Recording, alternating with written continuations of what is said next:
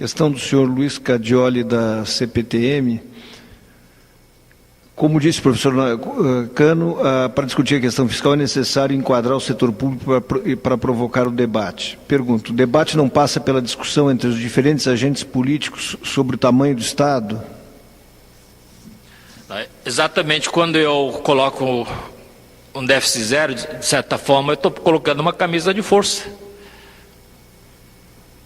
no monstrengo que nós temos. Estou delimitando.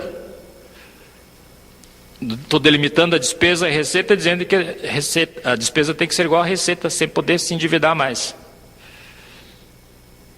Então, eu interrompo o processo de aumentar a dívida, né, e coloco, não pode ser mais.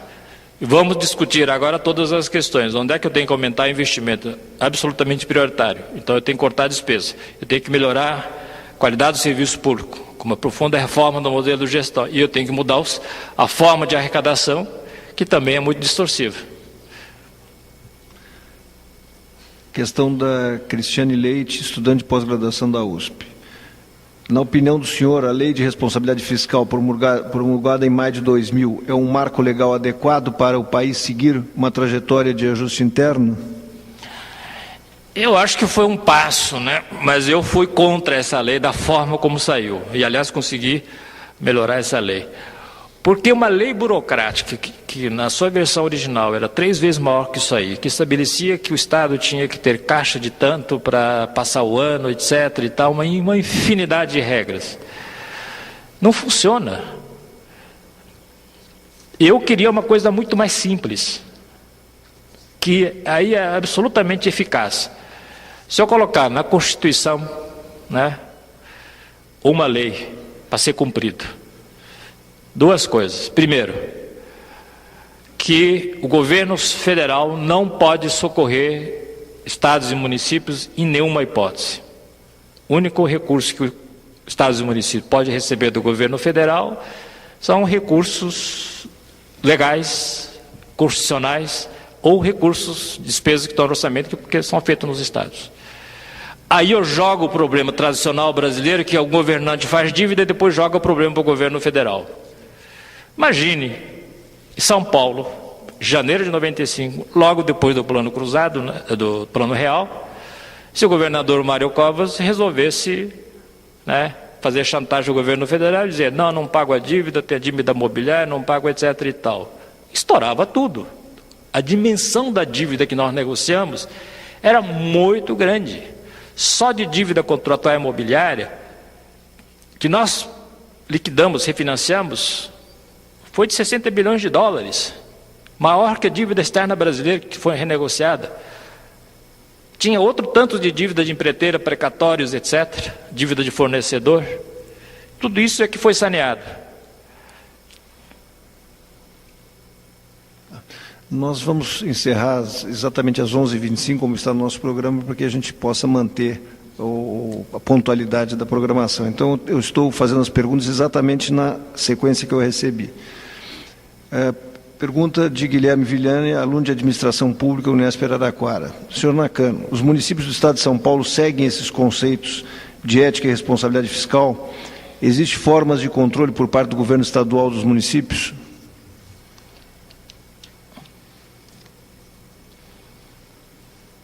Como é que é? Não entendi direito. Os municípios do Estado de São Paulo seguem os conceitos de ética e responsabilidade fiscal?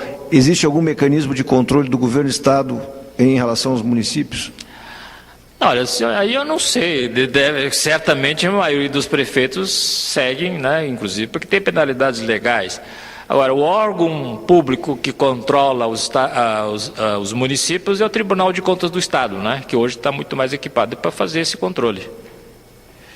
Mas deixa eu voltar à questão da lei de responsabilidade fiscal. O segundo componente que eu queria na lei, esse primeiro eu consegui colocar em um artigo, que está lá na lei de responsabilidade fiscal.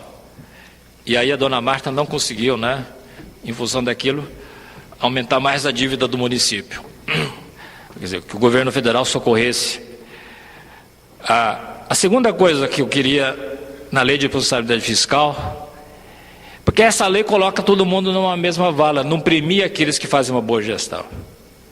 Então, o segundo critério que eu acho que é importante a gente discutir é criar, ao nível dos estados e municípios, a figura de concordata. Por que eu acho que isso é importante? Porque no momento em que eu criar um mecanismo em que um governante, quando chega e assume, não tem dívida impagável, etc., ele pede concordata, todo aquele que financia o Estado, todo aquele que faz obra para o Estado, vai começar a olhar quem é o governante, vai começar a olhar as contas do Estado. Se o Estado, né, é bem gerido, você tem financiamento. Se o Estado numa situação ruim, desaparece o financiamento. E por aí é o melhor mecanismo. Porque você converter regras de conduta fiscal em leis, leis são feitas por políticos, é sempre possível mudar. Agora, se eu crio, né, uma norma desse tipo, todo financiador, fornecedor ou empreiteiro que faz obra para o Estado sabe que, se você estiver fazendo a obra para um Estado mal gerido, ele pode levar o calote, porque o governador seguinte chega e diz: eu não tenho condições de pagar essa dívida, eu pago 10% do que eu devo, ou 20% do que eu devo, 30% do que eu devo, e criar um mecanismo de arbitragem aí. Se isso acontecer, dali em diante, todo mundo vai estar de olho nas contas públicas. O balanço do Estado vai ser importante. Quem governa, quem é o governante, quem é o secretário da Fazenda, passa a ser fundamental. Aquele Estado que é bem governado tem financiamento, aquele que não é bem gerido não tem financiamento.